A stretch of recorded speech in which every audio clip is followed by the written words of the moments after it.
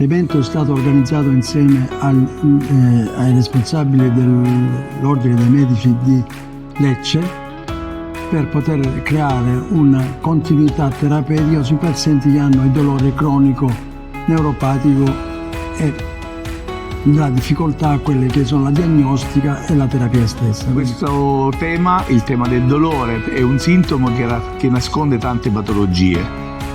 È stato un tema trattato con molta efficacia da tutti quanti i relatori, ben organizzato dal dottor Giuseppe Pulito e dall'Ordine dei Medici di Lecce.